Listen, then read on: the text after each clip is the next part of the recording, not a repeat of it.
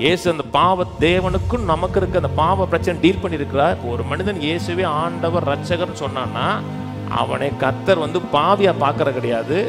அவர் மேல விசுவாசம் உள்ளவனுக்கு அவருடைய நீதியை கொடுத்து தனக்கு முன்பாக நிறுத்துறார். ஒரே ஒரு தகுதி, ரத்தம். அந்த ரத்தத்தின் தகுதியில நான் போறேன். தேவ தூதர்கள் நிற்பதற்கு பயப்படுகிற இடத்துல நான் நிக்கிறேன். நிக்கல, தைரியமா நிக்கிறேன்.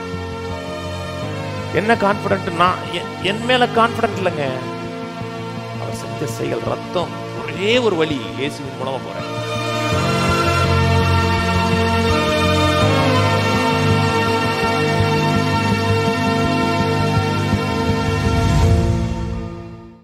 ஏசாயா 54 திருப்போம்.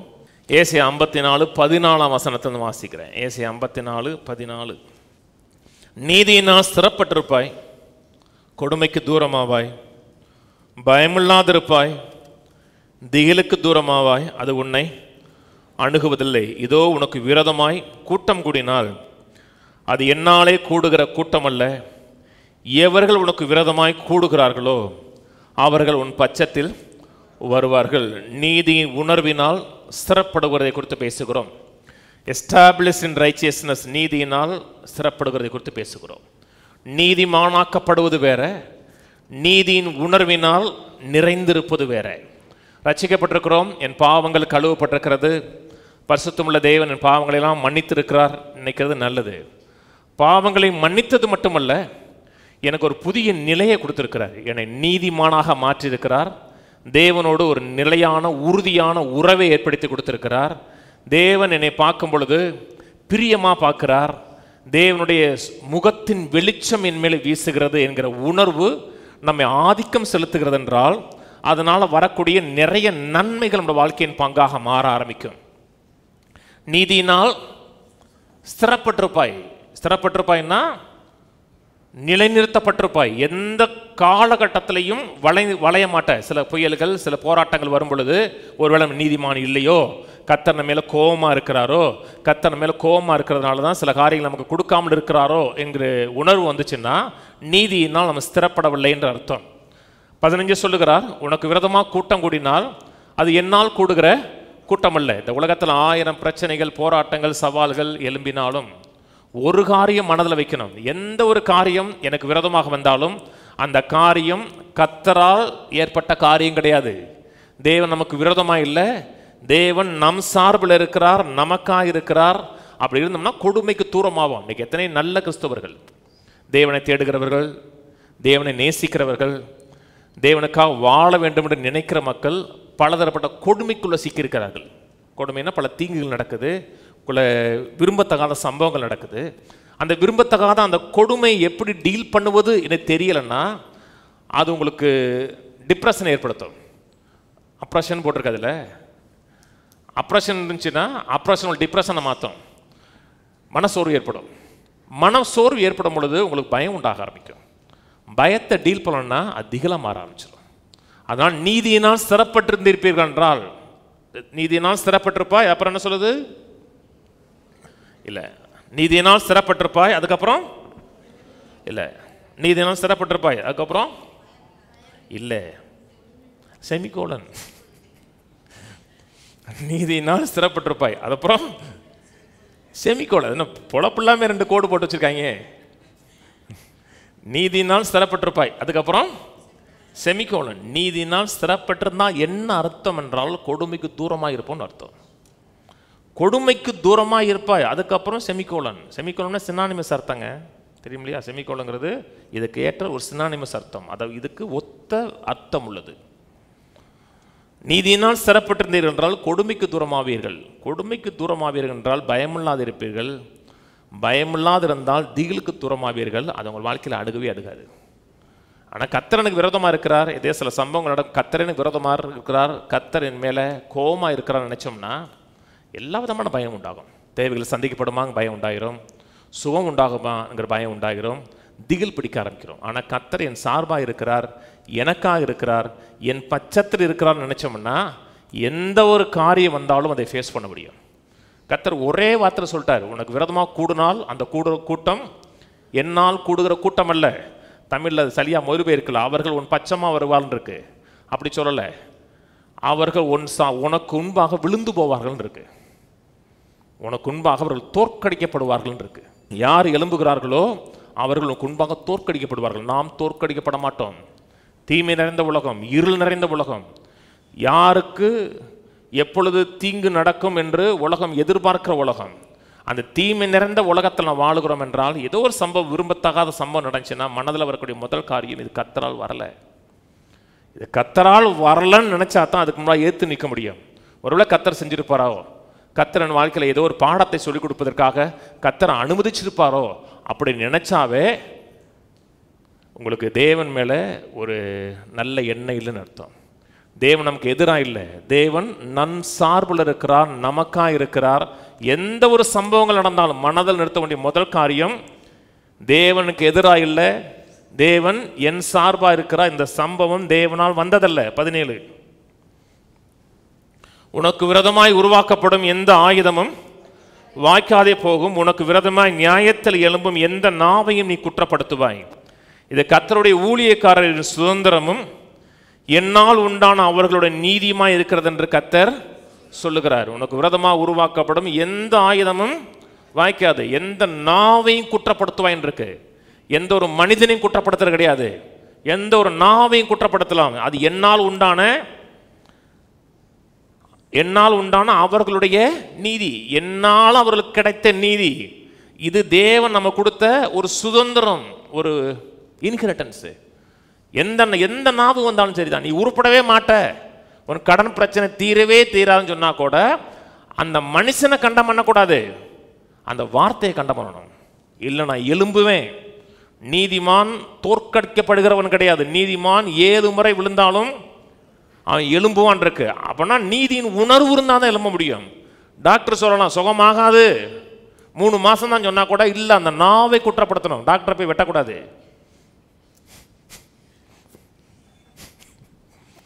அந்த நான் சொன்னது புரியுதுங்களா? கத்தி எடுத்து டாக்டர் குத்தக்கூடாது, அந்த நாவை கண்டம் பண்ணணும். இல்லை நான் சாகாமல் பிழைத்திருந்து கர்த்தருடைய செய்கை விவரிப்பேன். எந்த நாவு உங்களை குற்றப்படுத்துதோ அந்த குற்றப்படுத்துகிற நாவை நீ கண்டம் பண்ணணும்னா உங்களுக்கு நீதியினால் எஸ்டாப்ளிஷ் ஆகிருக்கணும், நீதியினால் ஸ்திரப்பட்டிருக்கணும். ஒரு சம்பவம் நடந்தோம்னா அப்படி ஒடுங்கிட்டோம் ஆடிட்டோம்னா நான் ஸ்திரப்படலன்னு அர்த்தம்.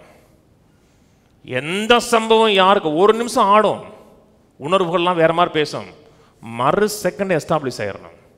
இதுலேருந்து வெளியே வருவேன், இந்த கொடுமைக்கு நான் தூரமாவேன், நான் பயமில்லாத இருப்பேன், திகிலுக்கு தூரமாவேங்கிற உணர்வு இருந்துச்சுன்னா நீதியினால் ஸ்திரப்பட்டிருப்போன்னு அர்த்தம். தீமை நிறைந்த உலகம், பல ஆயுதங்கள் எழும்பிக்கிட்டே தான் இருக்கும்.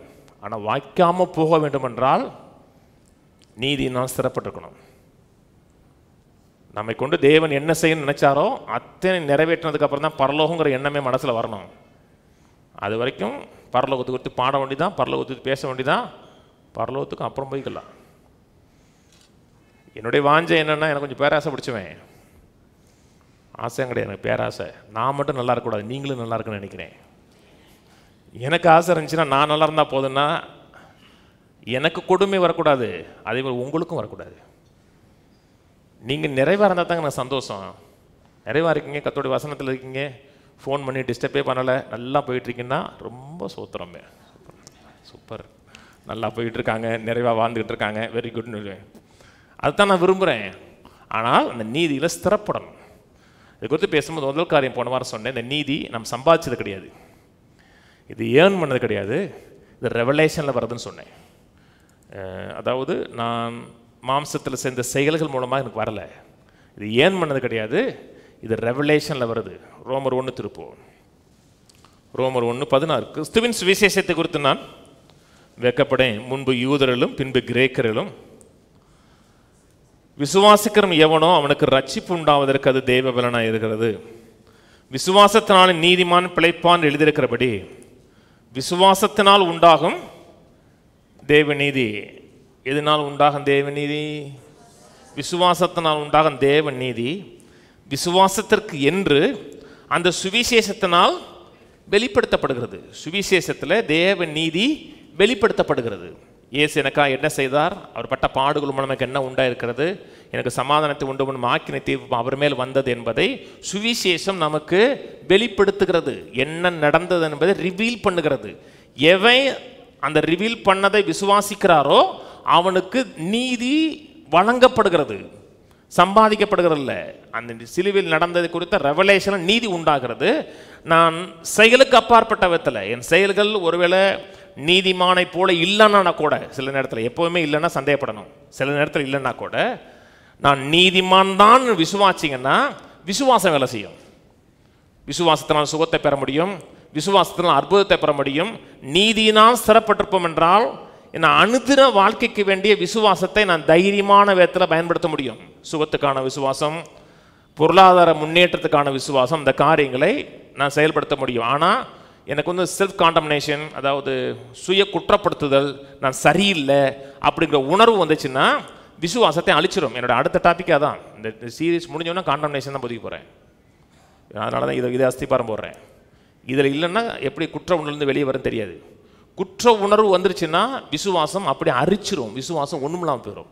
முதல் காரியம் இது வந்து சம்பாதிக்கலை, இது ரெவலேஷன் வருது. ரெண்டாவது காரியம், நான் பேசுகிறது மனித நீதி இல்லை, நான் பேசுகிறது தேவ நீதி, தேவனே அனுபவிக்கக்கூடிய நீதி. நான் பேசுகிற நீதி சபை நீதி கிடையாது, தேவ நீதி.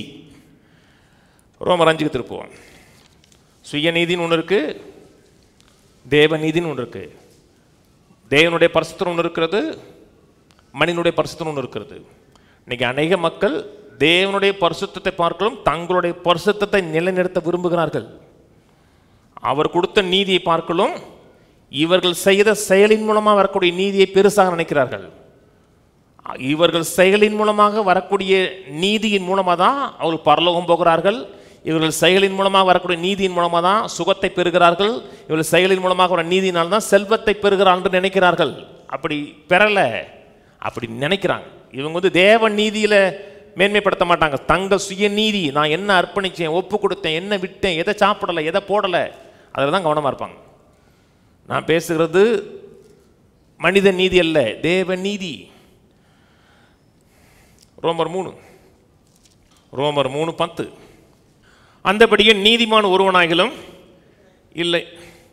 நம்ம பேர் படித்து முடிஞ்சோன்னா கர்த்தர் வசனத்தை கொடுத்துட்டான்னு பிரசங்கம் பண்ண ஆரம்பிச்சிருவாங்க.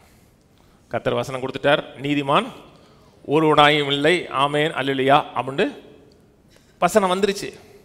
நீதிமான் ஒருவனாயும் இல்லை, நாம் தேவனுடைய சமூகத்தில் நீதிமான் கிடையாது, நம் அருகதையற்றவர்கள், தகுதி இல்லாதவர்கள். அதே இந்த ஹோல் பிரசங்கத்திலையும் பேசி தேவனுக்கு முன்பாக நிற்பதற்கு எந்த விதமான அருகதையும் தகுதியும் இல்லாதவங்கிற உணர்வை மக்களுடைய மனதில் ஏற்படுத்திடுவாங்க.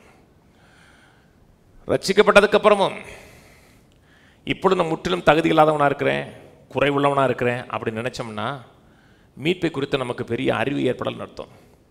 இந்த சத்தியத்தை நம்ம கேட்கக்கூடாதுன்னு பிசாசு நினைக்கிறான்.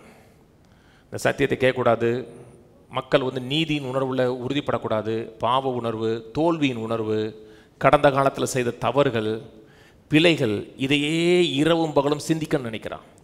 இரவும் பகலும் தோல்விகளையும் குறைவுகளையும், எந்த காரியம் சரியாக செய்யலை அதையே நினச்சிங்கன்னா உங்களுக்குள்ள குற்ற உணர்வு உண்டாக ஆரம்பிக்கும், குறைவின் உணர்வு உண்டாக ஆரம்பிக்கும், குற்ற உணர்வு உண்டாக ஆரம்பிக்கும்.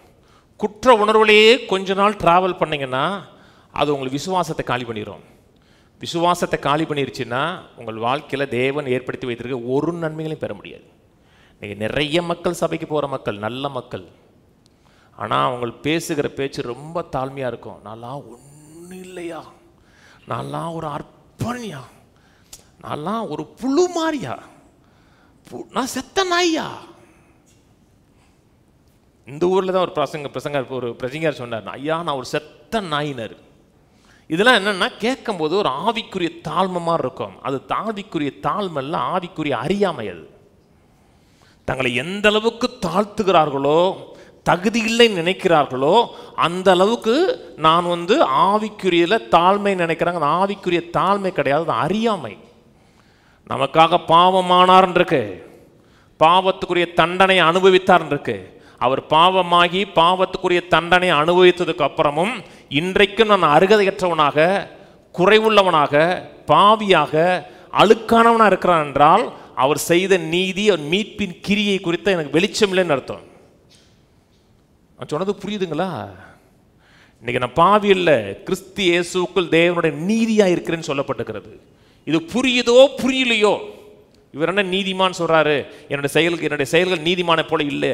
புரியுதோ புரியலையோ நீதிமான் சொல்லுங்க. நான் நீதிமான், கழுவப்பட்டவன், பரிசுத்தவான், குற்றம் சாட்டப்படாதவன், இன்னோசென்ட் சொல்லுங்க. இன்னோசென்ட்னா ஒன்றும் தெரியாது இன்னோசென்ட் இல்லை. நீங்க அப்படி சொன்னா நான் நம்ப மாட்டேன். அதாவது தேவனுடைய பார்வையில் குற்றம் சாட்டப்படாதவன், குற்றமற்றவன் சொல்லிட்டே இருங்க. ஒரு நாள் சிந்திக்க ஆரம்பிங்க. ஆனால் உங்கள் தோல்வியையும், உங்கள் குறைகளையும், உங்கள் அவமானத்தையும், கடந்த கால பிரச்சனையில சிந்திச்சோம்னா அதை பார்த்து கர்த்தர் பிரியப்பட மாட்டார். கர்த்தருடைய இருதயம் வேதனைப்பட ஆரம்பிக்கும். உனக்கு இவ்வளவு ஒரு மீட்பை ஏற்படுத்தி கொடுத்ததுக்கு அப்புறமும், தன் குமாரனையே கொடுத்து அவனுக்கு பாவத்தை போக்கும் கிருபாதார பலியாக கொடுத்ததுக்கு அப்புறமும், இன்றைக்கு நான் ஒரு தகுதியும் இல்லையா, நான் ஒரு ஆசீர்வாதத்தை பெறுவதற்கும் தகுதியே இல்லையா, ஒரு நன்மையை பெறுவதற்கு தகுதி இல்லையா அப்படின்னா பிசாசு சொல்லுவான், கரெக்டாக சொன்னேன், கரெக்டாக சொல்லிட்டேன். உனக்கு ஒரு நன்மையும் வர தகுதியான ஆள் கிடையாது, ஒரு ஜெபத்துக்கும் பதில் ஒரு தகுதியான ஆள் கிடையாது, உனக்கு எந்த நன்மையும் வராதுருப்பான். நான் தகுதி இல்லை, ஆனால் என்னுடைய தகுதி தேவனால் உண்டாயிருக்குன்னு நினச்சிங்கன்னா உங்களுக்கு விளங்கி இருக்குன்னு அர்த்தம். மாம்சத்தில் தகுதி இல்லை, ஆனால் கிறிஸ்துவினால் தகுதி உண்டாயிருக்கிறது. இந்த உணர்வு இருந்துச்சுன்னா ஜெபத்துக்கு பதில் வரும். பேசுகிற பேச்சு கான்ஃபிடென்ட்டாக இருக்கும், அதிகாரம் உள்ளதாக இருக்கும், ஒரு காரியத்தை எதிர்பார்க்கிறதா இருக்கும். இது நம்முடைய செயலில் வந்ததில்லை. நீதிமான் நீதிமான் சொல்லும்போது நான் செயலை பற்றி பேசவே இல்லை, கிறிஸ்துவுக்குள்ளா இருக்கிறவங்க நிலையை பற்றி பேசுகிறேன், ஸ்லாக்கியங்களை குறித்து பேசுகிறேன். நான் சொன்னது புரியுதுங்களா? இது சம்பாதிக்கல, இயேசு கிறிஸ்துவின் ரத்தத்தினாலே நீதிமானாக்கப்பட்டிருக்கிறோம். வாசிப்போம் 10. அந்தபடியே நீதிமான் ஒருவனாகிலும் இல்லை, உணர்வுள்ளவன் இல்லை, தேவனை தேடுகிறவன் இல்லை. எதை பற்றி பேசுகிறாருன்னா, ரட்சிக்கப்படுவதற்கு முன்பாக, தேவனை அறிவதற்கு முன்பாக நம்முடைய நிலை எப்படி இருந்துச்சுன்னு இருக்கு. ஆனால் இன்னமும் நான் இந்த அவேர்னஸ் இருக்கிற நீதிமான் இல்லை, தேவனை தேடுகிறவன் இல்லை. இந்த அவேர்னஸ், இந்த விழிப்புணர்வு உங்களுக்கு இருந்துச்சுன்னா கான்ஃபிடென்ட் போயிடும். ஒரு அம்மா தான் ராஜபாளையம் சர்ச்சுக்கு வராங்க, ஒரு 4-5 மாதம் வராங்க, செவ்வாய்க்கிழமையில் வருவாங்க. ஒரு பிரசங்கம் பேசி முடிஞ்சோடனே இந்த தேவ தயவு மனம் திரும்புதல் ஏற்படுத்துன்னு பேசுகிறேன். அது கேட்டவுடனே, பாஸ்டர் நீங்கள் என்ன பாவத்தை அறிக்கை பண்ணக்கூடாதுன்னு சொல்கிறீங்க? நான் எழுதி அறிக்கை பண்ணுறேன்னாங்க. டெய்லி என்னென்ன பாவம் செஞ்சாங்களோ அதெல்லாம் பேப்பரில் எழுதி அறிக்கை பண்ணோம்னா உங்கள் மனது முழுக்க எதை குறித்த விழிப்புணர்வு இருக்குன்னா பாவத்தை குறித்த விழிப்புணர்வு தான் இருக்கும், மீட்பை குறித்த விழிப்புணர்வு இருக்காது. மீட்பை குறித்த விழிப்புணர்வு இருந்தால் தான் நீதிக்கேற்ற விழித்து கொள்ளுங்கள் இருக்கு. நீதிக்கேற்ற விழித்து கொண்டீர்கள் பாவம் செய்யாது இருப்பீங்க. ஆனால் பாவத்துக்கு விழித்து கொண்டீங்கன்னா பாவ வாழ்க்கை லைஃப் ஸ்டைலாக மாறிடும். அந்த லூப்பில் சிக்கிறீங்க. நீங்கள் அந்த லூப்பில் சிக்கிட்டீங்கன்னா அதை விட்டு வெளியே வரவே முடியாது. வாசிப்போம். ரட்சிக்கப்படாத மனிதனுடைய நிலையை குறித்து பேசிட்டு 21 பாவம். இப்படி இருக்குன்னா ஒரு மனிதன் பாவமாக இருந்து பரிசுத்தமில்லா தேவனுக்கு முன்பாக நடப்பதற்கு தகுதி இல்லாதவனாக இருந்தும் இப்படி இருக்க, தமிழில் இப்படி இருக்குன்னு போட்டிருக்கு. நீ கேஜேவி என்கேஜேவி படிச்சிங்கன்னா பட் நவுன்னு இருக்கும். இப்பொழுதோ, இப்படி இருந்தோம், இப்பொழுதோ நியாயப்பிரமாணம் இல்லாமல் தேவ நீதி வெளியாக்கப்பட்டிருக்கிறது. அதை குறித்து நியாயப்பிரமாணமும் தீர்க்க தரிசனமும் சாட்சி எடுக்கிறது. அது இயேசு கிறிஸ்துவை பற்றும் விசுவாசத்தினால் பலிக்கும் தேவ நீதியே. விசுவாசிக்கிற எவர்களுக்குள்ளும் எவர்கள் மேலும் அது பலிக்கும், வித்தியாசமே இல்லை. எல்லோரும் பாவம் செய்து தேவ மகிமை அற்றவர்களாகி, எல்லாரும் பாவம் செய்து தேவ மகிமை அற்றவர்களாகி, அதோட முடிச்சிடக்கூடாது. எல்லோரும் பாவம் செய்து தேவ மகிமை அற்றவர்களானோம் அப்படி சொல்லலை. எல்லோரும் பாவம் செய்து தேவ மகிமை அற்றவள் ஆகின்னு போட்டு கம்மா போட்டிருக்கு. அப்படித்தானே? கம்மா போட்டிருக்கணும், அதை மட்டும் மாற்றி முடிவுக்கு வந்துடக்கூடாது. எல்லோரும் பாவம் செஞ்சோம், தேவ மகிமை இழந்தோம் அப்படின்னு சொல்லிட்டு பிரசங்கத்தை கண்ணி பண்ணக்கூடாது. இன்னைக்கு நிறைய சபைகளில், யாரையும் குற்றப்படுத்துறதுக்காக சொல்ல, நிறைய சபைகளில் சபை மக்களுக்கு பிரசங்கம் பண்ணப்படுகிற பிரசங்கம் பாவிகளுக்கு பண்ணுகிற பிரசங்கம் சபையில் பண்ணப்படுகிறது. அவங்கள பாவிகளைப் போலவே ட்ரீட் பண்ணி, பாவிகளுக்கு எப்படி அவர்கள் தேவ மகிமையற்றவர்களானார்களோ அதே போல பேசி, முடிவில் ஆல்டர் காலம் கொடுக்கப்படுகிறது சர்ச்சுக்குள்ள. அவங்களும் வாரம் கையை தூக்கி ஒப்பு கொடுத்து ரட்சிக்கப்பட்டு போகிறாங்க. வாரம் ரட்சிக்கப்படுறாங்க. வாரம் எந்த பிள்ளையும் பிறக்காதுங்க. உங்கள் பிள்ளை பிறந்து போன வாரம் பிறந்துச்சு, அப்புறம் வெள்ளிக்கிழமை செத்து போச்சு, இப்போ திரும்பி ஒரு படம் தான் பிறக்கிறோம். ஆனால் சபையில் எல்லாரும் தெய்வ மகிமையற்றலாகி ரட்சிக்கப்படாத மனிதன், தேவனை அறியாத மனிதன், அவனுக்கு சொல்லணும், நீ தேவ மகிமை இல்லாமல் இருக்க. நீ செய்கிற எந்த ஒரு செயலும் தேவனுக்கு முன்பாக அவனை நிறுத்தாது. நீ 1000 தானம் தர்மம் பண்ணலாம், தர்மம் தலை காக்கும் சொல்லலாம், தலையல்ல, அதை கூட காக்காது. நீ தானம் தர்மம் பண்ணுறது, சோறு போடுறது, ஏழைகளுக்கு உதவி செய்கிறது எதுவுமே தேவனுக்கு முன்பாக உன்னை நீதிமானாக நிறுத்தாது. அதான் வேதம் சொல்கிற, நம்முடைய நீதியெல்லாம் அழுக்கான கந்தன் இருக்கு. நீ செய்ய வேண்டியது இயேசு கிறிஸ்துவின் ஆண்டவராக ஏற்றுக்கொள்ளுகிற, ரத்தத்தால் கழுவப்படுகிறன்னா கர்த்தருடைய நீதிமானாக மாற்றுவார்னு சொல்லணும். ஆனால் சபைக்கு வந்த மக்கள் ரட்சிக்கப்பட்ட மக்கள், இயேசுவை ஆண்டவராக ஏற்றுக்கொண்ட மக்கள். அவர்களை பார்த்து பாவின்னு சொல்லக்கூடாது. அவர்கள் கிறிஸ்து இயேசுக்குள் தேவனுடைய நீதியாக இருக்கிற உணர்வை புகுத்தணும். இந்த உணர்வு உங்களுக்கு புகுத்தப்பட்டிருக்கிறதுனா உங்கள் ஜெபம் வேற லெவலில் இருக்கும். நிறைய மக்கள் நீதியின் உணர்வில் ஸ்திரப்படாதனால தான் கோழைத்தனமாக இருக்கிறாங்க. ஒரு காரியத்தை துணிஞ்சு செய்ய முடியாது அவங்களால. 1000 முறை சந்தேகப்படுவாங்க, இதை பற்றி என்ன, அதை 1000 பேர்கிட்ட டிஸ்கஸ் பண்ணுவாங்க. என்னை பொறுத்த ஒரு காரியம் செய்யணும்னு தீர்மானம் பண்ணிட்டேன்னு வச்சுங்களேன், யார்த்தையும் கேட்க மாட்டேன். நான் என் மனைவிட்ட சொல்லுவேன், அவ்வளோதான்.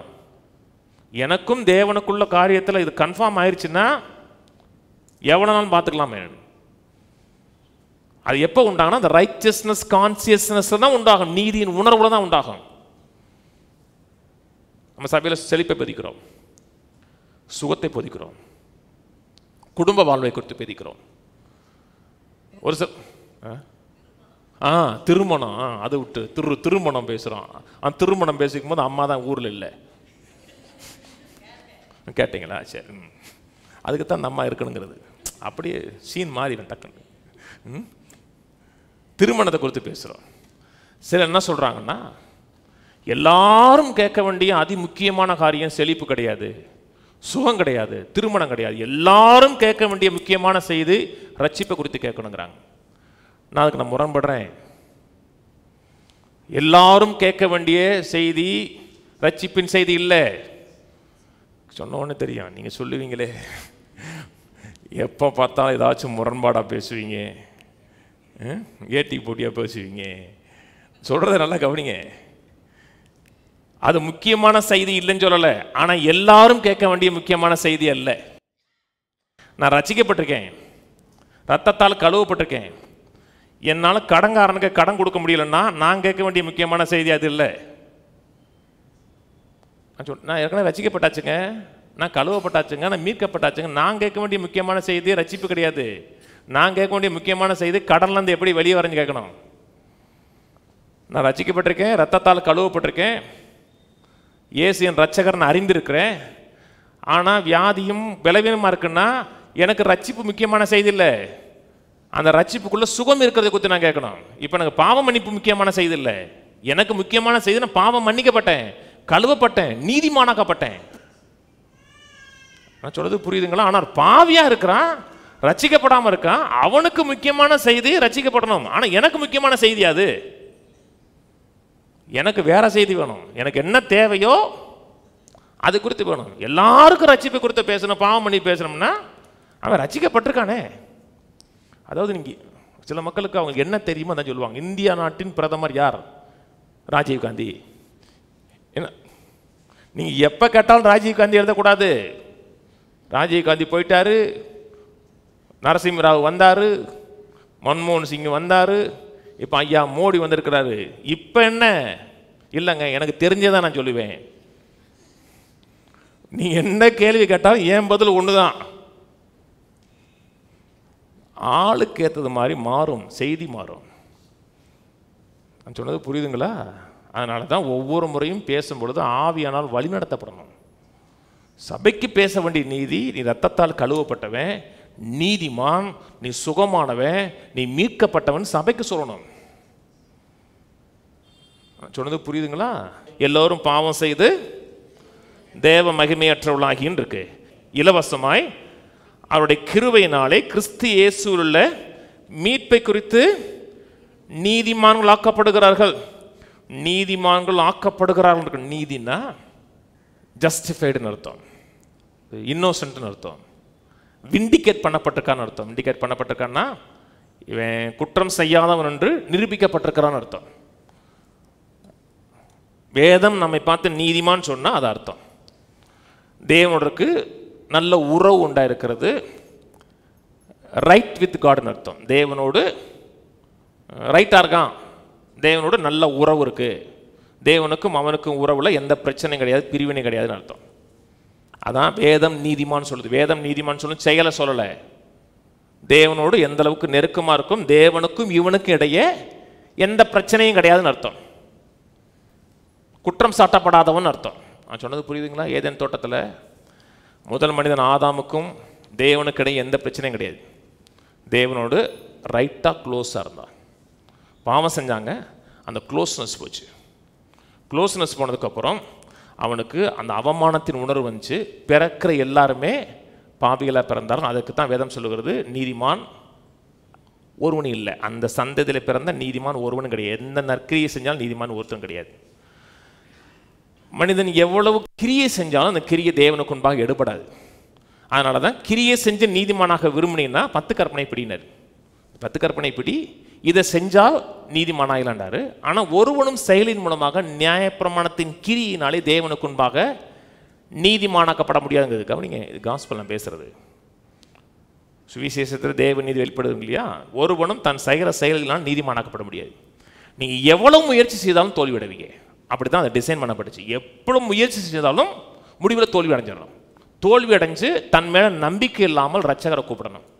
நியாயப்பிரமாணத்தை கொடுக்கும்போதே கர்த்தருடைய மனதில் பலிபீடத்தை குறித்து சிந்தனை இருந்துச்சு.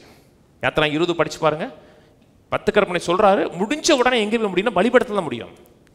ஆனால் தேவனுடைய மனதில் மனிதன் பாவம் செய்திருக்கும்போது கிறிஸ்து மனதில் இருந்தார்.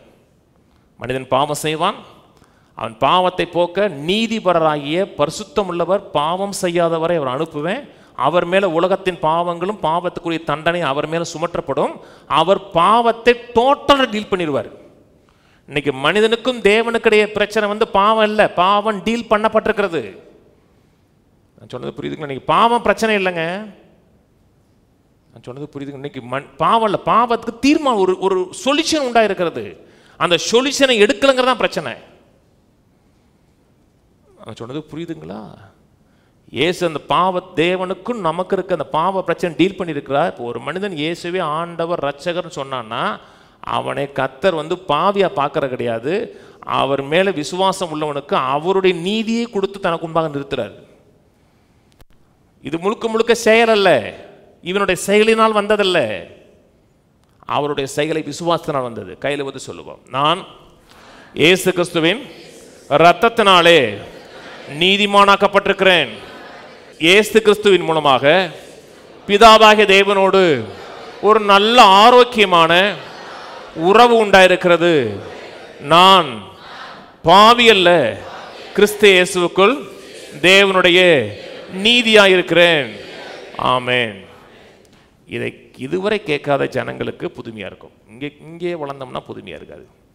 இதுவரை கேட்காத ஜனங்களுக்கு புதுமையாக இருக்கும், வினோதமாக இருக்கும், நம் நீதிமான் இல்லைங்க இருக்கும். இதை நான் சொல்லலை, வேத வசனத்தை விளக்கி காமிக்கிறேன். இதில் உறுதியாக இருந்தீங்கன்னா துணிஞ்சு விசுவாசிக்கலாம். இயேசு ஒரு இடத்துல கூட தயங்கலை. அவருடைய விசுவாசம் தயங்குறது மாதிரி இல்லை. எல்லாவற்றுக்கும் அப்போஸ்தலனாகிய பவுல் பாருங்க, அபார விசுவாசம். ஒரே ஒரு மனுஷங்க உலகத்தை கலக்கினாருங்க.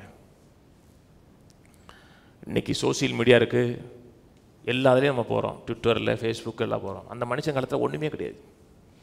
அவர் ஊருக்கு வந்த உடனே உலகத்தை கலக்கிறவர்கள் இங்கே வந்திருக்காங்கண்ணா,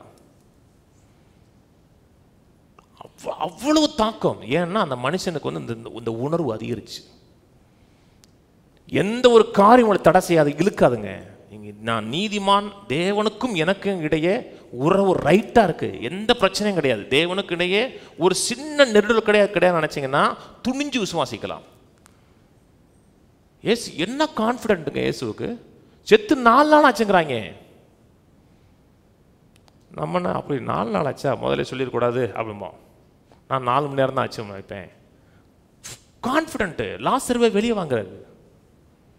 அதான் ரைச்சியஸ்னஸ் கான்சியஸ்னஸ், நீதியின் உணர்வு. தேவனுக்கு எனக்கும் இடையே எந்த பிரச்சனையும் கிடையாது. நான் எப்போ பேசினாலும் தேவன் கேட்பார்.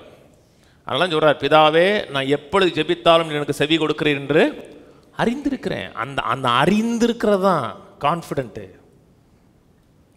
இந்த உணர்வு உங்களுக்கு ஆதிக்கம் செலுத்தட்டும், இந்த எண்ணம் ஆதிக்கம் செலுத்தட்டும்னா நாமளும் ஜெபிக்கிறது இயேசுனார் ஜெபிக்கிற போல கான்ஃபிடென்ட்டாக ஜெபிக்கலாம். ஆனால் நிறைய மக்கள் பேசுகிற கிடையாது. ஃபஸ்ட்டு அதனால தான் எடுக்கல அந்த கமெண்ட்ஸை. ஃபஸ்ட்டு வால்யூமே ஒரு ஆள் இருக்கார், நம் நீதிமான் இல்லைன்னு. இது தவறான போதனை. இதுக்கு அறிஞ்ச ஜனங்கள் கொஞ்சம் அநேக பிரசங்கர் மூலமாக பேசக்கூடாதுங்கிறான். நீ என்ன இயேசுநாதரா? அவர் இயேசுநாதர், அவர் ஜெபத்தை கத்தர் கேட்ட, நீ இயேசுநாதரா? உனக்கு எவ்வளோ குறை இருக்குது, எவ்வளோ தவறு இருக்குது, எப்படி துணிஞ்சு கேட்க முடியும்? 2 காரியம், 2ல் 1 தான் கரெக்டாக இருக்கணும். ஒன்று நான் பாவியாக இருக்கணும், இல்லைனா நீதிமானாக இருக்கணும். 2ல் 1 தான். ரட்சிக்கப்பட்டாச்சு. முன்னாள் ஒரு காலத்தில் பாவி, தேவனை அறியாதவன், குற்றம் சாட்டப்பட்டவன். இப்போ நான் கழுவப்பட்டிருக்கிறேன், நீதிமானாக்கப்பட்டிருக்கேன்னா ஒன்று நான் கழுவப்பட்டிருக்கணும், நீதிமானாக்கப்பட்டிருக்கணும், இல்லாட்டா கழுவப்படாத அநீதிமான இருக்கணும். இப்போ நான் ரட்சிக்கப்பட்டதுக்கு அப்புறமும் தகுதி இல்லாதவன், அருகதையற்றவன் நினைச்சோம்னா எனக்கு ரட்சிப்பு என்னதான் செஞ்சு? தேவனோட நெருக்கமான உறவை ஏற்படுத்தியிருக்கிறது. நான் என்ன செஞ்சேன் செய்யலைங்கன்னு அடிப்படல இல்லை, அவர் என்ன செஞ்சார் அந்த இது உணர்வில் ஒரு நெருக்கமான உறவு. அதுதான் நீதின்னு சொல்கிறோம். நான் நீதிமான் சொல்லும் பொழுது எனக்கு பெருமை இல்லை, நான் செய்த செயலை பற்றி சொல்லலை. நான் ஒவ்வொரு முறையும் நீதிமான் சொல்லும் பொழுது நான் பெருமைப்படுவதற்கு ஒன்று இல்லைன்னு சொல்கிறேன். நான் என்னுடைய செயலில் வந்ததில்லை, என்னுடைய சுய நீதி அல்ல, அவர் கொடுத்த நீதி இலவசமாக பெற்றேன். கீழே வாசிப்போம் 26. கிறிஸ்து இயேசுடைய ரத்தத்தை பெற்ற விசுவாசத்தினால் பலிக்கும் கிருபாதார பலியாக அவரையே ஏற்படுத்தினார். இது முழுக்க முழுக்க ரத்தத்தை பற்றும் விசுவாசம். ரத்தம் சிந்துதல் என்றால் பாவ மன்னிப்பு கிடையாது. ரத்தம் சிந்திருக்கிறது, பாவ மன்னிப்பு உண்டாயிருக்கிறது, மீட்கப்பட்டிருக்கிறோம், அவருடைய பிள்ளையாக மாற்றப்பட்டிருக்கிறோம். எபிரேயர் 12 திருப்புங்க. இயேசுவின் மேலே விசுவாசம் வைக்கிறோம் அப்படின்னா நீதிமானாக்கப்பட்டிருக்கிறோம், கழுவப்பட்டிருக்கிறோம், தேவனுக்கு முன்பாக சுத்திகரிக்கப்பட்ட நிலையில் இருக்கிறோம். எபிரேயர் 12:23. பரலோகத்தில் பேர் எழுதியிருக்கிற முதற் பேரானவர்களின் சர்வ சங்கமாகிய சபை நடத்திருக்கும். நம்ம எங்கே வந்து சேர்ந்தோன்னு சொல்கிறார், சேர போகிறோன்னு சொல்லலை, எங்கே வந்து சேர்ந்தீர்கள்னு சொல்கிறார். சேர போகிறதுல சொல்லலை, சேர்ந்தீர்களை குறித்து பேசுகிறார். பரலோகத்தில் பேர் எழுதியிருக்கிற முதற் பேரானவர்களின் சர்வ சங்கமாகிய சபை நடத்திருக்கும் யாவருக்கும் நியாயாதிபதியாகிய தேவனிடத்திற்கும் பூர்ணராக்கப்பட்ட நீதிமான்களுடைய ஆவி நடத்திருக்கும். நாம் இந்த பூமியில் இருந்தாலும் நம்முடைய ரியல் குடியிருப்பு பரலோகத்தில் இருக்குன்னு சொல்லுது. பிலிப்பியர் சொல்கிறார், நம்முடைய குடியிருப்போ பரலோகத்தில் இருக்கு. இயேசு ஒரு 70 பேரை அனுப்புகிறார், பேய் விரட்ட முடியாது அனுப்புகிறார், சுகமாக்க முடியாது அனுப்புகிறார். 70 பேர் திரும்பி வர்றான், அசுத்தாவிகள் ஓடுதுங்கிறாங்க. ஒன்று ஆண்டவர் சொல்கிறாரு, அதுக்காக சந்தோஷப்படாமல் உங்கள் பேர் பரலோகத்தில் எழுதுறதை குறித்து சந்தோஷப்படுங்கிறார். அன்னைக்கு இவங்க ரட்சிக்கப்படலை, அவங்களுக்கே அப்படி சொன்னாருன்னா ரட்சிக்கப்பட்டிருக்கோம்னா பரலோகத்தில் நம்முடைய பேர் எழுதப்பட்டிருக்கிறது. கீழே 24. புது உடன்படிக்கையின் மத்தியஸ்தராகிய இயேசுவினிடத்திலும் ஆபேலின் ரத்தம் பேசினதை பார்க்கலும் நன்மையானதை பேசுகிற ரத்தமாகிய தெளிக்கப்படும் ரத்தத்தினிடத்திற்கும் வந்து சேர்ந்து 2 காரியம் பேசுகிறார். புது உடன்படிக்கையின் மத்தியஸ்தராகிய இயேசு கிறிஸ்துவினிடத்திற்கும் ஆபேலின் ரத்தம் பேசினதை பார்க்கலும் நன்மையானதை பேசுகிற ரத்தமாகிய தெளிக்கப்படும் ரத்தத்தினிடத்தில் வந்து சேர்ந்தீர்கள். காயின் ஆபேல் ஆதாமுடைய முதல் பிள்ளைகள்.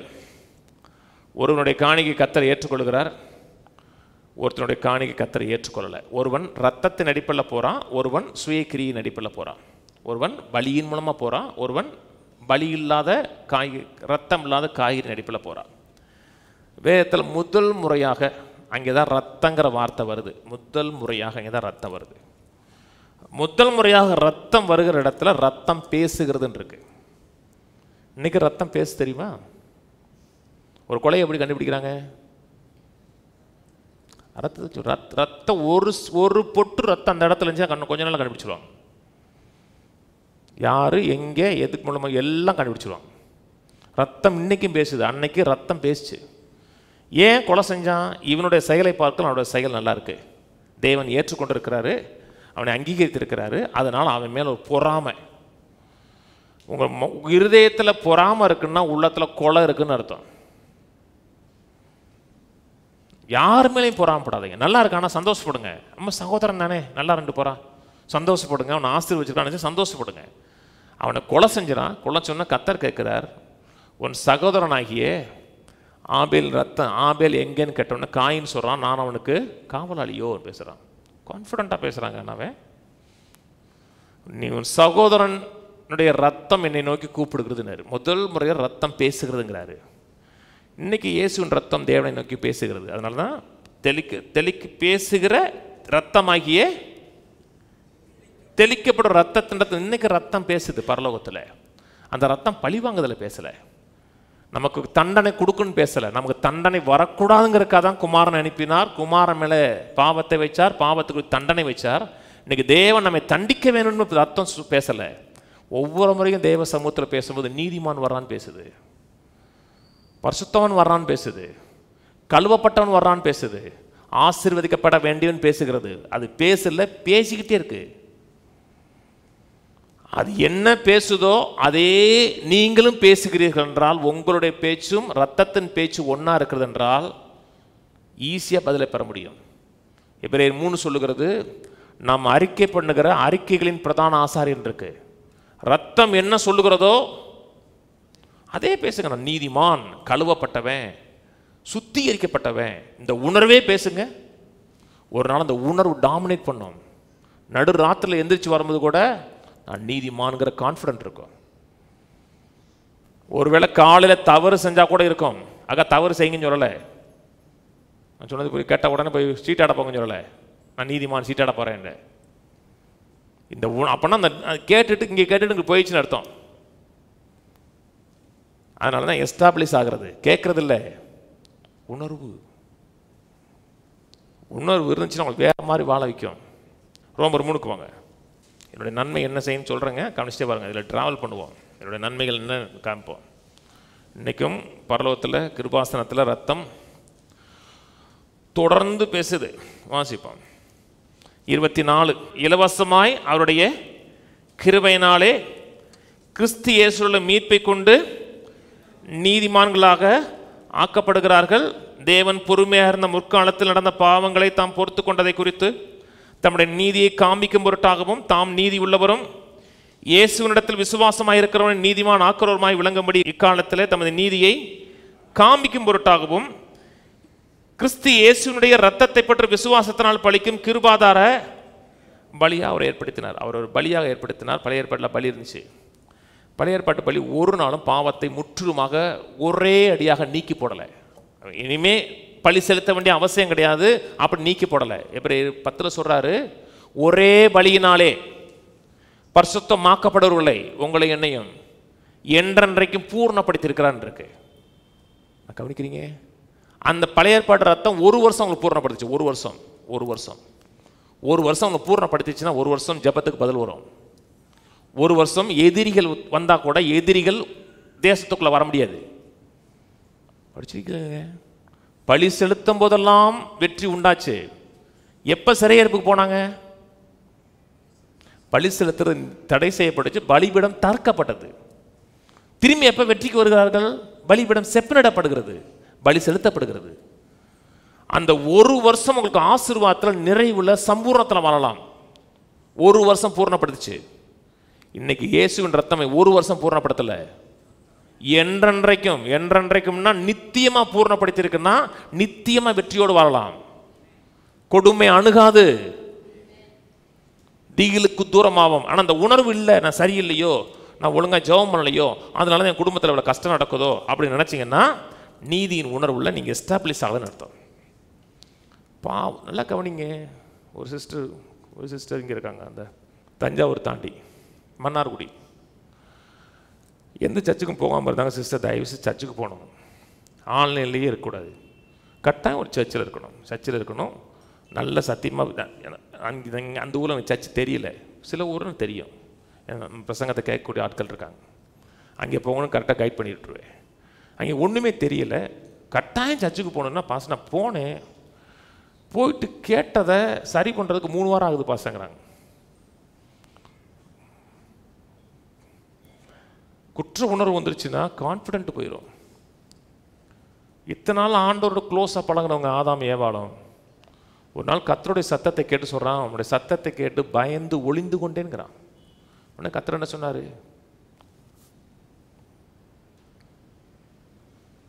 என்னமே சொன்னார். என்ன சொன்னார்? நான் சாப்பிடக்கூடாதுன்னு சொன்ன மரத்தின் கனியை நீ சாப்பிட்டாயா? இன்றைக்கும் பாசம் எனக்கு பயமாக இருக்குது அப்படின்னா என்ன செய்தி கேட்டீங்க? நல்லா கவனிங்க. யூடியூப்பில் வர்ற எல்லா செய்தியும் கேட்காதீங்க. இந்த சத்தியத்தோட ரிலேட்டான செய்தி மட்டும் கேட்குங்க. மற்றதெல்லாம் கேட்டிங்கன்னா என்னைக்காச்சும் குழம்பிடுவீங்க. ஒரு ஆளுங்க அவனே ஒருத்தன் 93,600 சப்ஸ்கிரைபர் வச்சுருக்காங்க. இப்போ சமீபத்தில் அவன் சேனலை மூடிட்டு பைபிள் தப்பு கிறிஸ்தவன் தப்புன்னு மூடிட்டு போயிட்டான். 93,000 சப்ஸ்கிரைபர், கிட்டத்தட்ட 1 லட்சம் சப்ஸ்கிரைபர். பைபிள் தப்பு, பைபிள் ஒன்றுக்கு ஒன்று முரண்பாடானதுன்னு சொல்லிட்டு போயிட்டான். அதனால யார் என்ன பேசினாலும் அப்படியே சப்ஸ்கிரைப் பண்ணி கேட்கக்கூடாது. அவன் யாருடைய அண்டரில் இருக்கிறான்? எந்த அதிகாரத்துக்கு உட்பட்டிருக்கான் அவன்? பைபிள் நான் அடுத்து பேச போகிறேன். பைபிள் எவ்வளோ உண்மைன்னு பேச போகிறேன். பைபிள் எந்த இடத்துலையும் முரண்பாடு கிடையாதுங்க. உங்களுக்கு புரிந்து கொள்ளுதல் முரண்பாடாக இருக்கும். பைபிள் சத்தியம். ஏதோ ஒரு சத்தியத்தை கேட்டு குற்றம் உணர்ந்துச்சுன்னா அவர் கேட்கக்கூடாதுன்னு சொன்ன செய்தியை கேட்டையான்னு கேட்பார். கான்ஃபிடென்ட் போயிடுச்சு. ஆனால் நீதியின் உணர்வு வந்துச்சுன்னா கான்ஃபிடென்ட் உண்டாகும். இது அரகண்ட் இல்லை, கான்ஃபிடென்ட்டு. கர்த்தருடைய சமூகத்தில் துணிஞ்சு போய் நிற்க முடியும். பிசாசு சொல்லுவான், எப்படி நிற்கிற, எப்படி ஒன்று தைரியம் கிடைச்சு, காலைல என்ன பேசின, காலைல என்ன செஞ்ச, எதை பார்த்த, அதான் கேட்பான். அதெல்லாம் ரைட் தான். ஆனால் நான் அது நடிப்பில் போல ஒரே ஒரு தகுதி, ரத்தம். அந்த ரத்தத்தின் தகுதியில் நான் போகிறேன். தேவ தூதர்கள் நிற்பதற்கு பயப்படுகிற இடத்துல நான் நிற்கிறேன். நிற்கலை, தைரியமாக நிற்கிறேன். என்ன கான்ஃபிடென்ட்? நான் என் மேலே கான்ஃபிடென்ட் இல்லைங்க. அவர் செஞ்ச செயல் ரத்தம். ஒரே ஒரு வழி, இயேசுவின் மூலமாக போகிறேன். அப்படி போங்க. ஒருவேளை தவறு செஞ்சால் கூட ஜெபத்துக்கு பதில் வரும். அந்த பதில் உங்களை மாற்றிடும். ஒருத்தவங்க உங்கள் குடும்பத்துக்கு தீமை செய்கிறான், ஒரு நாளைக்கு கூப்பிட்டு வச்சு நல்ல ஒரு ட்ரெஸ்ஸு வாங்கி பிரியாணி போட்டு கொடுங்க. ஒன்றுமே சொல்லாதீங்க அவனை. வாயா உனக்கு என்னையா வேணும், கஷ்டப்படுறேன்னு கேள்விப்பட்டேன், ரொம்ப கஷ்டப்படுறியாம இந்த அந்த 1 லட்சத்தை வச்சுக்கோ, பிள்ளைகள் படிக்க வை, வா அப்படி சாப்பிடுவோன்னு சொல்லி ஒரு போத்தீஸில் ஒரு 10,000 ட்ரெஸ் வாங்கி கொடுங்க. அதுக்கப்புறம் அவங்கள பற்றி பேசுவான். அவனை கொன்னுட்டீங்கன்னு அர்த்தம்.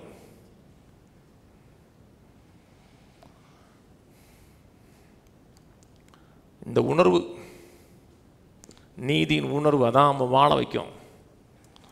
வாசிப்போம் 27.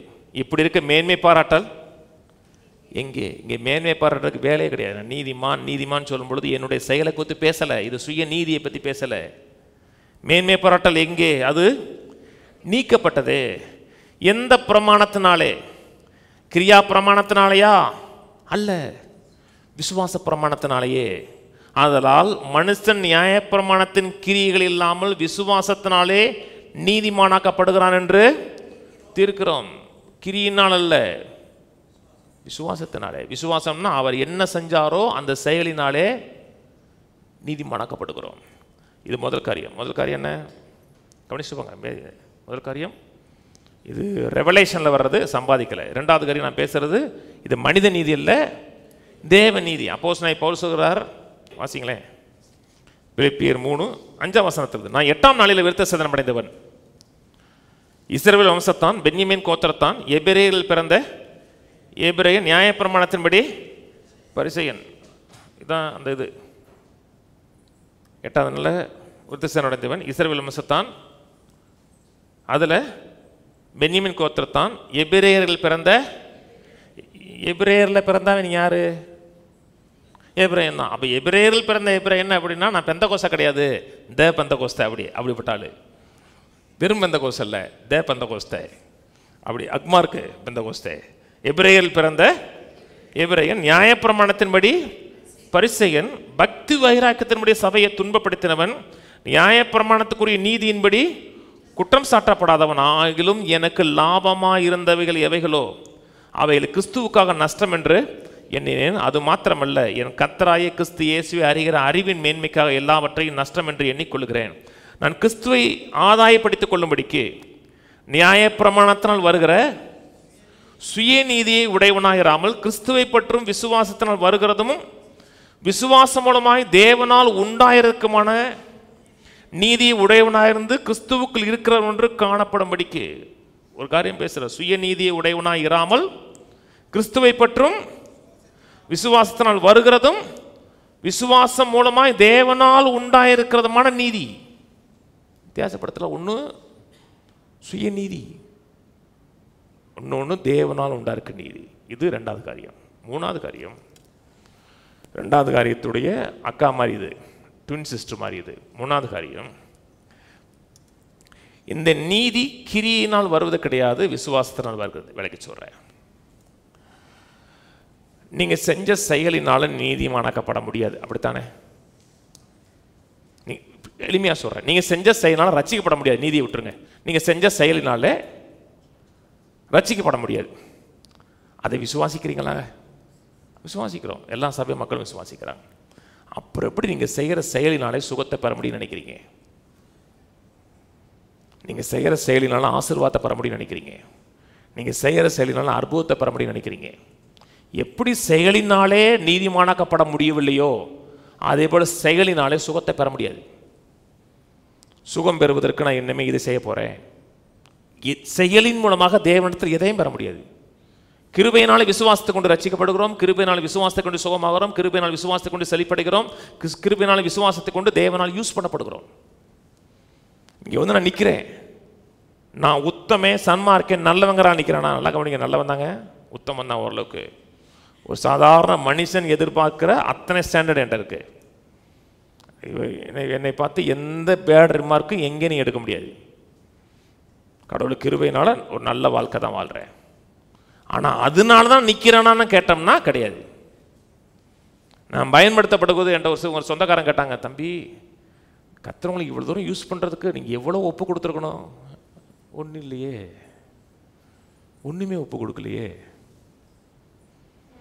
நான் எதையுமே துறக்கலை. நான் இதை சாப்பிட மாட்டேன் துறக்கலை, இதை செய்ய மாட்டேன் துறக்கலை, துறவரம் போனலை, அனுபவிக்கிறேன்.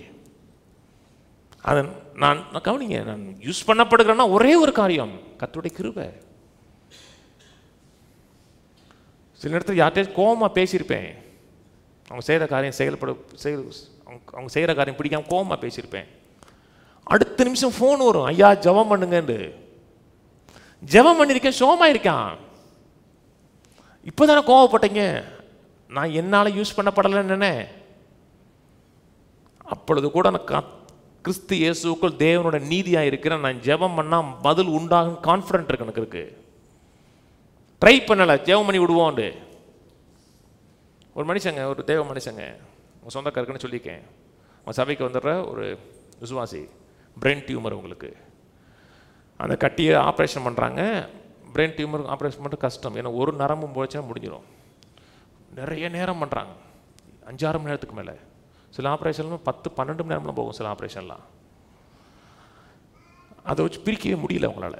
ஏன்னா முதல் நாள் பாஸ்டர் வந்திருந்தார், அவர் ஜெபம் பண்ணார், இயேசு நாமத்தில் இந்த டியூமரை நான் வேரோடு சபிக்கிறேன், பட்டு போவதான்னு சொல்லிட்டு போயிட்டார். மற்றவங்க என்ன சொன்னாங்கன்னா, சரி ஜெபிக்கிறது நல்லதான்னாங்க. நான் ஜெபிக்கிறது நல்லதுக்காக ஜெபிக்கலை, நான் ரிசல்ட்டை எதிர்பார்த்து ஜெபிக்கிறேன்னாரு. மறுநாள் டியூமர் ரிலீஸ் பண்ணுறாங்க, முடியலை. டாக்டர்ஸ் ஒரு 1/4 மணி நேரம் உட்காந்துருக்காங்க, டியூமர் தன்னாலே கலந்து விழுந்துச்சு அப்படியே. அதான் அந்த மனிதனுக்கு அந்த கான்ஃபிடென்ட்டு.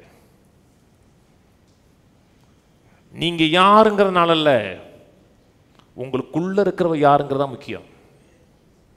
உங்களுக்கு கொடுத்த நீங்கள் என்ன செஞ்சீங்கன்னு முக்கியம் இல்லை, உங்களுக்கு கொடுத்த நீதி என்னங்கிறதா முக்கியம். இந்த உணர்வு இருந்துச்சுன்னா கான்ஃபிடென்ட் இருக்கும், தைரியம் இருக்கும். இல்லாட்டா கோலத்தனம் உண்டாயிரும். நம்ம ஜெபிச்சு பார்ப்போம், இந்த முனிவரில் வச்சு பார்ப்போம், அப்படிதான் இருக்கும் உங்களுக்கு. ஏசி அவ்வளோ கான்ஃபிடென்ட்டுங்க, அந்த உணர்வு தீத்து போகும். தீத்து 3:2 ஒருவனையும் தூசியாமலும் சண்டை பண்ணாமலும் பொறுமை உள்ளவர்களாய் எல்லா மனுஷருக்கும் சாந்த குணத்தை காமிக்கவும் அவர்களுக்கு நினைப்போட்டு. ஏனெனில் முற்காலத்தில் நாமும் புத்தியினரும் கீழ்ப்படியாதவர்களும் வழிதப்பி நடக்கிறவர்களும் பலவித இச்சைகளுக்கும் இன்பங்களுக்கும் அடிமைப்பட்டவர்களும் துர்க்குணத்தோடும் பொறாமையோடும் ஜீவனம் பண்ணுகிறவர்களும் பயக்கப்படத்தக்கவர்களும் ஒருவர் பயக்குள்ளா இருந்தோம். இதான் என்னுடைய பழைய ஹிஸ்ட்ரி. இந்த ஹிஸ்ட்ரியே பார்த்துக்கிட்டு இருந்தோம்னா முன்னேறி போக முடியாது. கார் ஓட்டுறீங்க, நான் வாழ்க்கையில் ஒரே ஒரு முறை 120 கிலோமீட்டர் ஸ்பீடில் போயிருக்கேன். ஒரே ஒரு முறை மட்டும். ஒரே ஒரு முறை. சரி, நம்ம வண்டி தான் எப்படி போகுதுன்னு போய் பார்த்தேன். ஆள் இல்லாத இடத்துல ஓட்டி பார்த்தேன். அது 120 போகுது, 160. ரொம்ப போகக்கூடாதுங்க. ரொம்ப போனீங்கன்னா உங்களுக்கு கிரிப் கிடைக்காது. ரோடை விட்டு டயர் கிரிப் போயிடும். தேவதூனே நினச்சா கூட கண்பாட்ட முடியாது. தேவதூன் காரில் பறந்துக்கிட்டு போகும்போது அவனால் கிரிப் பண்ண முடியாது அதனால் கண்ட்ரோல் பண்ணிப்போங்க. சரி, முள்ளு போட்டிருக்கானே அமுக்கி பார்த்தேன். 160 கேஷுவலாக போச்சு நம்ம வண்டி வித் கிரிப்போட.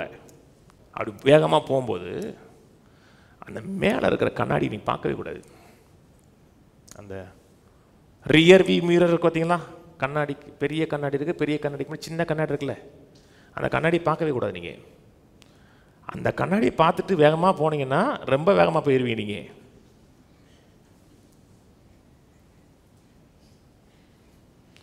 ஃப்ரண்ட்டில் மட்டும்தான் போகணும். ஒரு காலத்தில் இப்படி இருந்தோம், இப்போ அப்படி இல்லை. நான் நீதிமான், கழுவப்பட்டவன். பின்னானவைகளே நோக்கி பார்த்தீங்கன்னா டெஸ்டினி ரீச் பண்ண முடியாது. அதே நேரத்தில் அப்பப்போ நினச்சி பார்க்கணும். எப்போ நினச்சி பார்க்கணும்னா, யாராவது ஒருத்தங்க சரியில்லை, அவள் யாருன்னு தெரியுமா உனக்கு, அவள் எப்படிப்பட்டவன் தெரியுமான்னு அந்த நேரத்தில் ஐயோ நம்ம யாருன்னு நமக்கு தெரியுமான்னு அப்போ யோசிச்சு பார்க்கணும். அப்போ மட்டும் யோசிச்சு பார்க்கணும் நீங்கள். ஆனால் எப்போவுமே யோசிச்சு பார்த்துக்கிட்டு இருந்தீங்கன்னா முன்னேற முடியாது. அவள் என்ன செஞ்சான் தெரியுமா,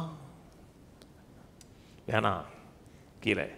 நம்முடைய இரட்சகராகிய தேவனுடைய தயவையும் மனுஷர் மேலுள்ள அன்பும் பிரசன்னமான போது நாம் செய்த நீதியின் கிரியை நிமித்தம் அவர் நம்மை ரட்சியாமல் தமது இரக்கத்தின்படியே மறுஜென்மம் முழுக்கினாலும் பரிசுத்த ஆவியினுடைய புதிதாக்குதனால் நம்மை ரட்சித்தார்.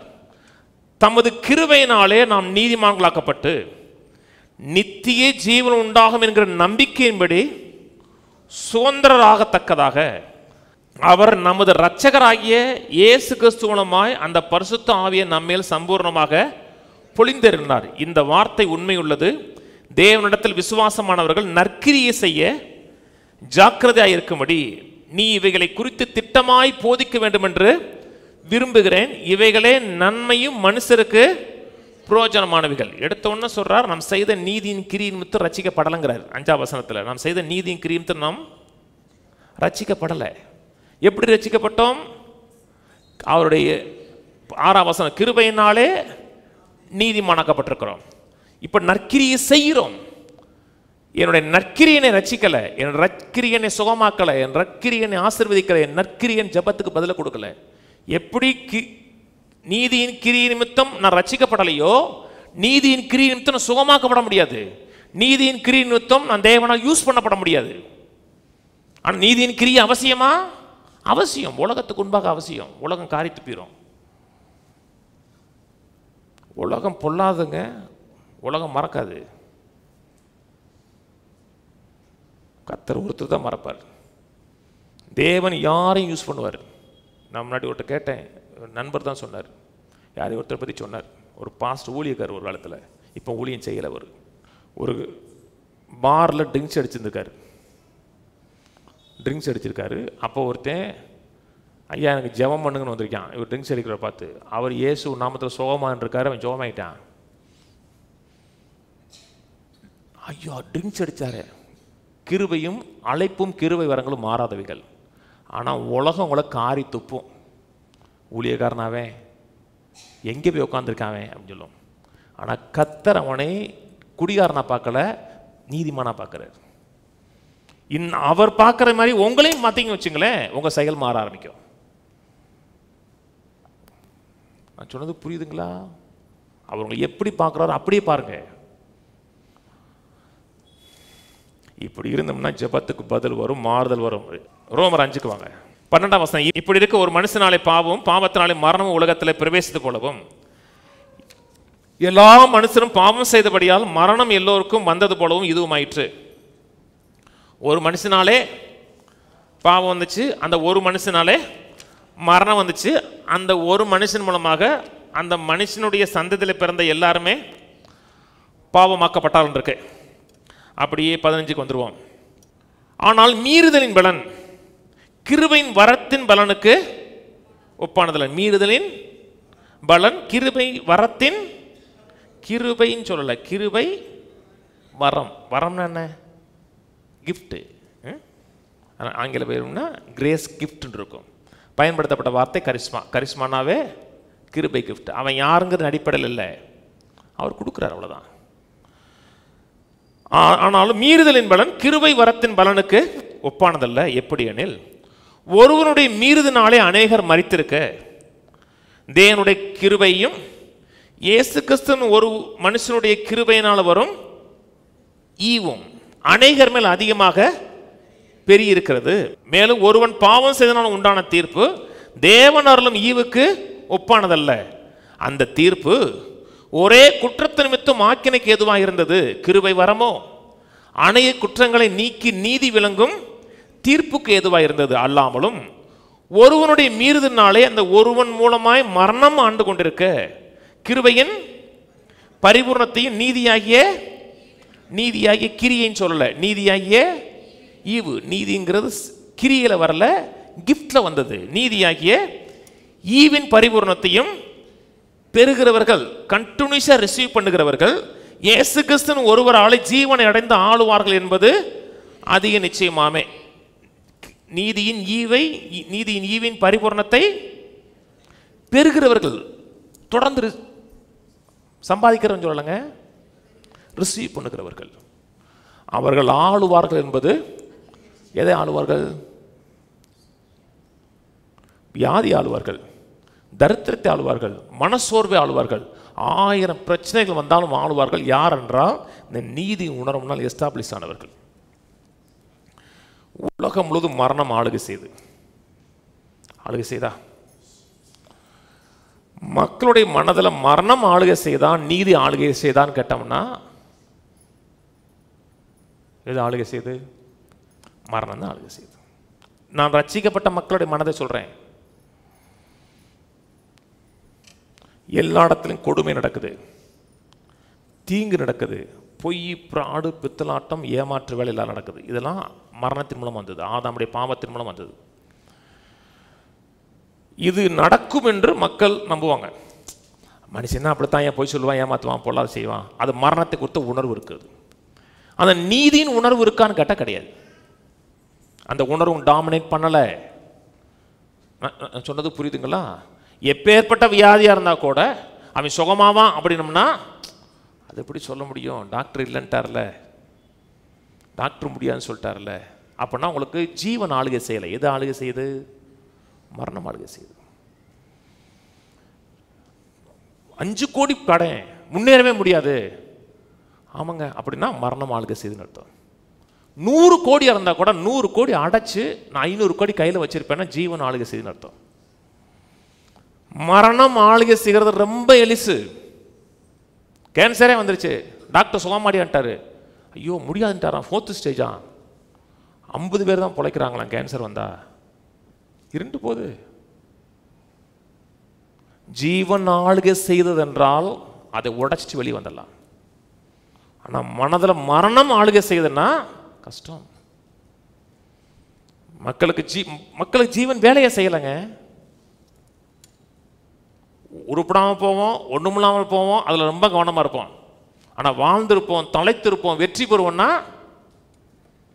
இவங்களுக்கு ஆதாம் செஞ்சது பெருசு, ஏசு செஞ்சது பெருசு கிடையாது. சில மக்கள்கிட்ட சொல்லுங்க, அவர் சுகமாயிட்டாரா? அவர் சுகமாயிட்டாருங்க, ஆனால் அவர் செத்து போயிட்டார்லம்மா. அவர் சுகமானார்ல, அவரே சுகமானார்னா நாம் சுகமாவது அதிக நிச்சயம். ஏன்னா நாம் ஜீவனை பெற்றிருக்கிறோம். 19ஆம் வசனம், இயேசு வர்றதுக்கு எப்போனாலும் வருவாருங்க, கடைசி காலத்தில் தான் இருக்கிறோம். அதுக்கு வர்றதுக்கு முன்னாடி ஒரு சந்ததி நம்ம இருக்கணும்.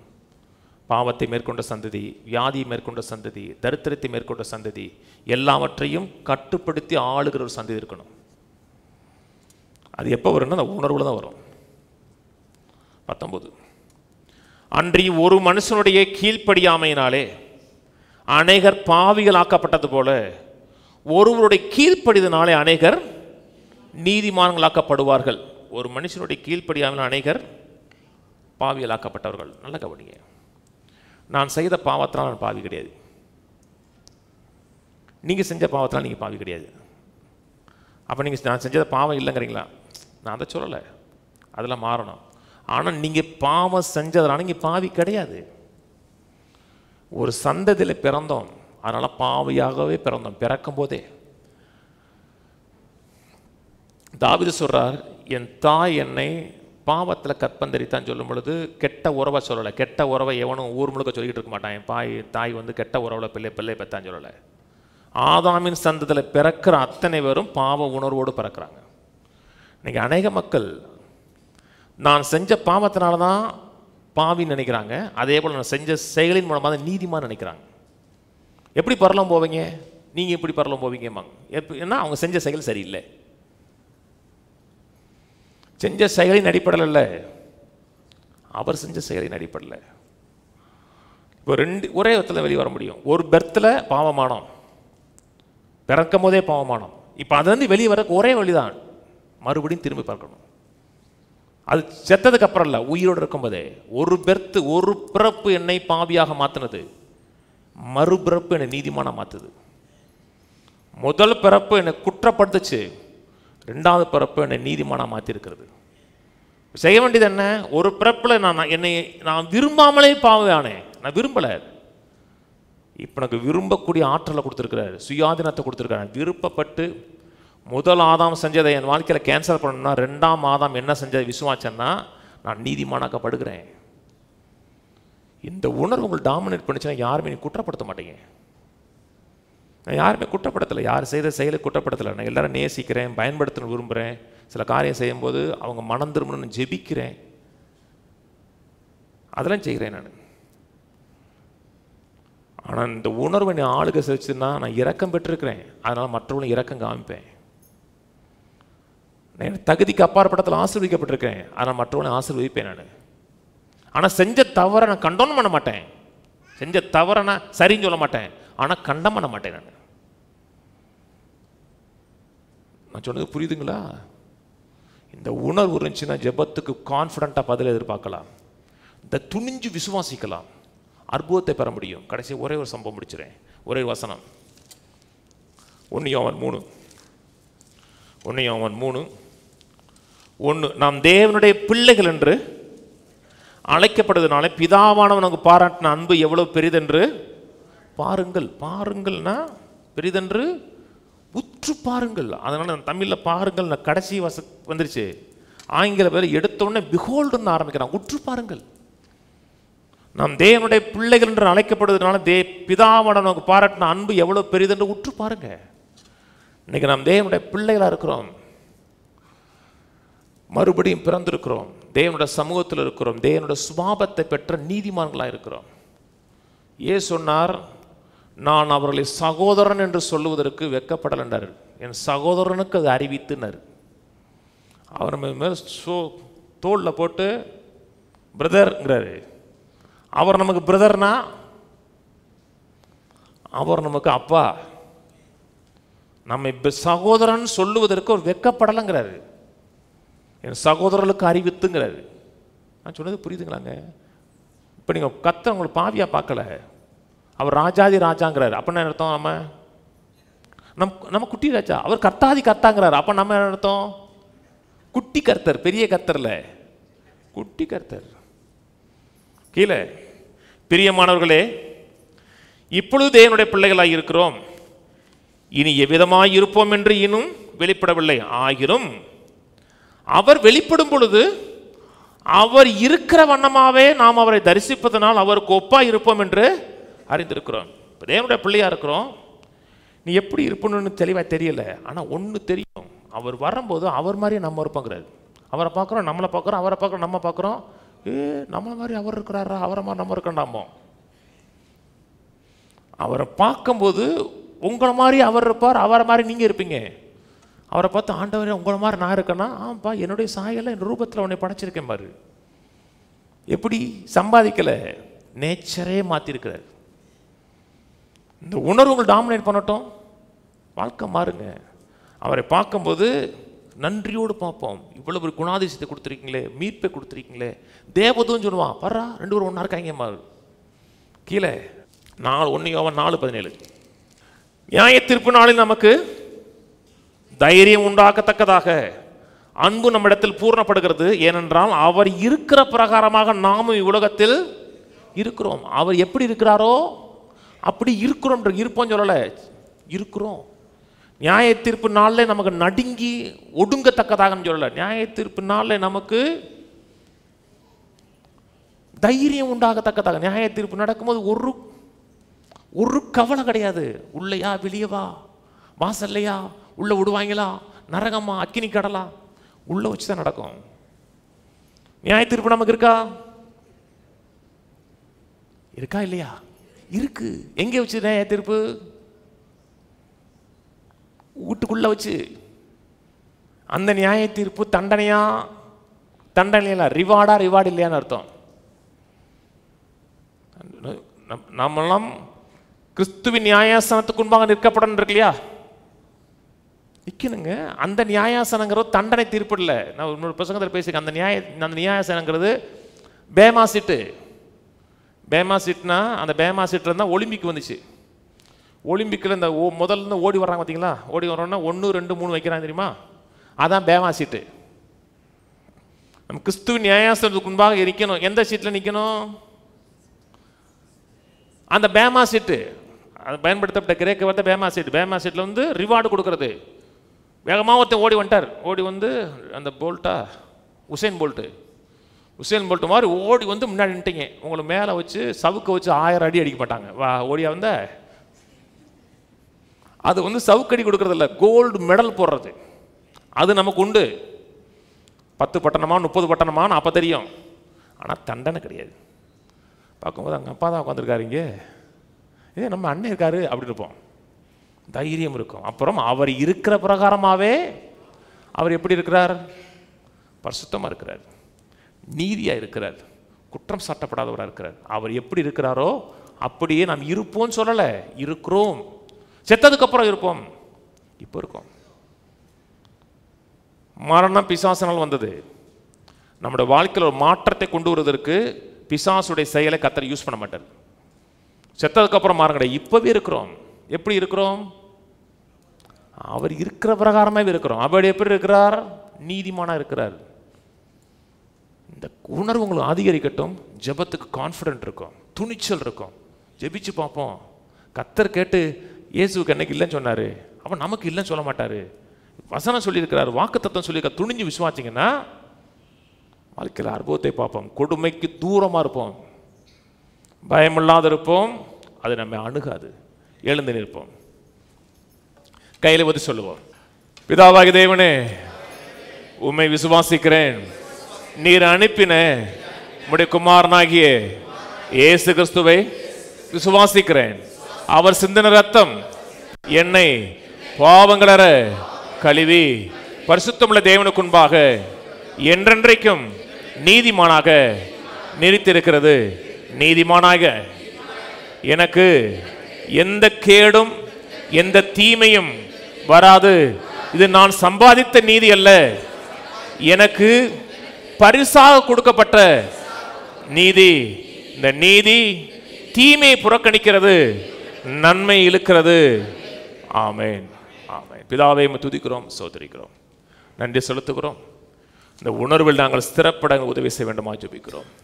கேட்ட மக்களை ஆசீர்வதிக்கிறேன், குடும்பங்களை ஆசீர்வதிக்கிறேன். உடைய தயவுள்ள கரம் ஒவ்வொரு குடும்பத்தின் மேலேயும் நிறைவாக இருக்க வேண்டுமா ஜெபிக்கிறோம். இயேசு நாமத்தை கேட்ட மக்களை ஆசீர்வதிக்கிறேன். இது ஒரு போதனை இல்லை, இது என்னை குறித்த சரித்திரம், எனக்கு நடந்த நிகழ்வை குறித்த சத்தியங்கள்.